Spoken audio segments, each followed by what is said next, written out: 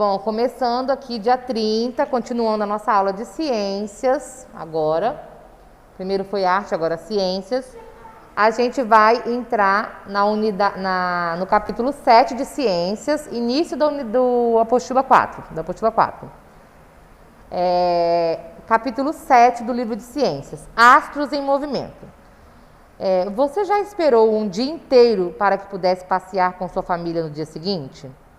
Já esperou um mês ou um ano para que uma data especial chegasse?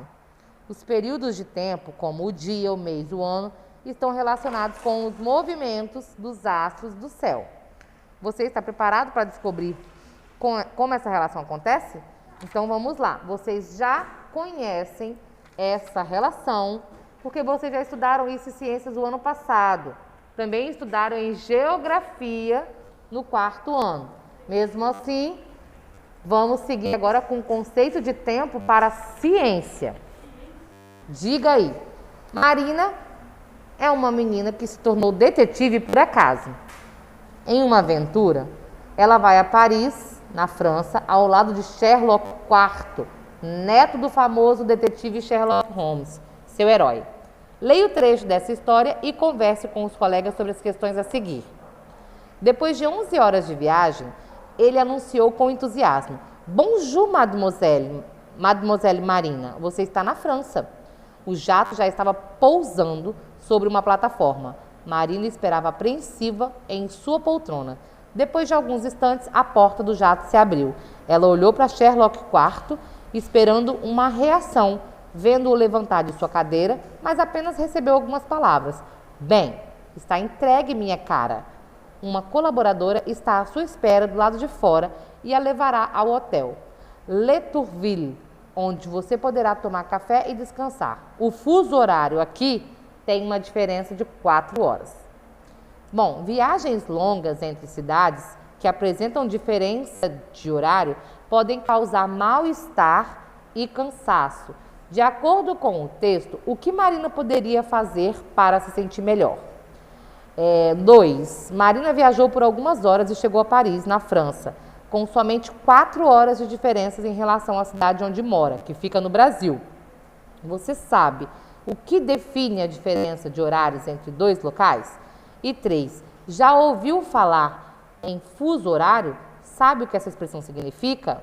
Bem, aí eu vou explicar para vocês brevemente as 3 perguntas, mas nesse caso de fuso horário, nós estamos falando dos meridianos e paralelos que marcam as horas, a quantidade de horas, mas também estamos falando dos movimentos da Terra, que são o movimento de translação e rotação, que faz com que os dias e as noites aconteçam, certo? Daí nós vamos para a página 5. Rotação da Terra e a contagem do dia. Você já estudou que a Terra realiza os movimentos de rotação e translação? Você já estudou isso, e foi o que eu falei no início da aula. Rotação é a volta que a Terra dá ao redor de si mesma em torno de um eixo imaginário e tem a duração de aproximadamente 24 horas, ou seja, um dia. O movimento de rotação determina o período de um dia na Terra. O movimento de rotação é responsável pela ocorrência dos dias e noites, que se iniciam em momentos diferentes do planeta. À medida que a Terra gira em torno do seu eixo, uma parte dela é iluminada pelo Sol. Nessa parte será dia. E a outra fica no escuro. Nessa parte é noite, como mostra a imagem. Ó, é dia em São Paulo, né? Por que é dia em São Paulo? Como a gente pode ver aqui, ó, onde está passando o meu mouse, aqui é a representação do Sol. No caso, no livro de vocês está laranja do lado esquerdo. Então, a representação do Sol e a Terra está virada, né, na parte das Américas para o Sol. Então, esta metade da Terra, onde está mais claro, né, é dia, e a metade onde está oposta ao Sol é noite. E essa rotação que a Terra faz aqui em volta de si mesma é chamada de rotação, né? Onde ela gira em volta de si mesma, tá? Outras evidências de rotação da Terra. Não é só o Sol ver o dia e a noite, né? Em razão do movimento de rotação da Terra, vemos o Sol se movimentando no céu durante o dia. Na verdade, o Sol não se move, mas aparenta se mover conforme a Terra gira ao redor de si mesmo. Nesse movimento aparente, no início do outono e da primavera, o Sol surge na direção do ponto cardeal leste e se opõe em direção ao ponto cardeal oeste. O que esse texto quer dizer? Esse texto quer dizer que a posição do Sol no céu muda de acordo com a estação do ano, né? Então, se eu tenho o Sol nascendo e se pondo numa posição, no inverno, no verão essa posição muda, ele fica um pouco inclinado, né? E aí você vai vendo que a Terra realmente está girando, porque o Sol ele não se move, ele está lá, né? E a Terra está girando porque você vê o movimento que o Sol está fazendo. E aí a gente tem aqui a representação do que seria o movimento, né? Então, o surgimento do Sol é no leste, e o leste é aonde a gente aqui na Terra vê o mar, o oceano, né? A gente aqui no Espírito Santo, aliás, né? A gente aqui no Espírito Santo, a leste, a gente tem oceano. E a oeste, a gente tem o nosso continente, o continente americano, tá? América do Sul. Bom, a trajetória aparente do Sol no céu faz com que o tamanho e a posição das sombras se modifiquem durante o dia. As sombras também mudam de posição e tamanho dependendo da época do ano e da região do planeta.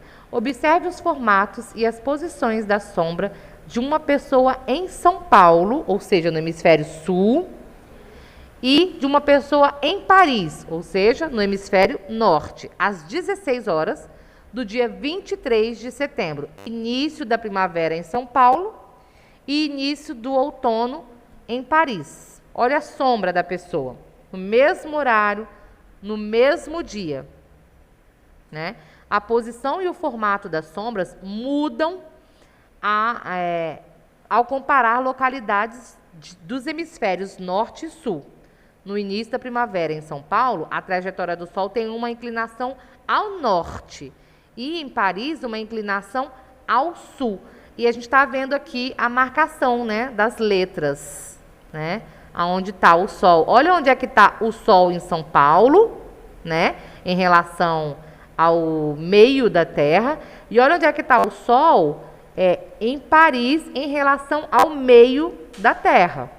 Né? Olha como ele está inclinado, né? No hemisfério sul ele tem uma inclinação e no hemisfério norte ele tem outra inclinação. Ao observarmos o céu à noite, podemos perceber que as estrelas e os demais astros também mudam de posição conforme a Terra gira ao redor de si mesma. Por exemplo, a constelação do Cruzeiro do Sul pode ser vista em diferentes posições durante a noite. Além disso, dependendo da localização do observador, hemisfério sul ou hemisfério norte, algumas estrelas podem não ser vistas. A constelação do Cruzeiro do Sul, por exemplo, pode ser vista apenas no hemisfério sul. Então, se a gente vê lá no hemisfério norte, qualquer país do hemisfério norte, nós não conseguiremos ver as estrelas que formam o Cruzeiro do Sul, que está marcadinha aí, né, no centro da imagem, tá? Então, vocês imaginam, o céu de noite também dá para perceber o movimento da Terra por conta da observação das constelações. Lembrando, gente, que para a gente ver essas constelações só com exatidão, somente com um telescópio. Né? Só um telescópio a gente consegue ver com exatidão esses pontinhos das constelações do nosso céu. Mas fica diferente de hemisfério para hemisfério, né? Ou sul ou norte, e também fica diferente de acordo com a estação do ano, porque a Terra está fazendo também um movimento de rotação, de translação em torno do Sol. Bom, a gente para aqui na página 7 e na próxima aula a gente continua para responder as questões, tá? Na semana que vem eu passo uma pesquisa para vocês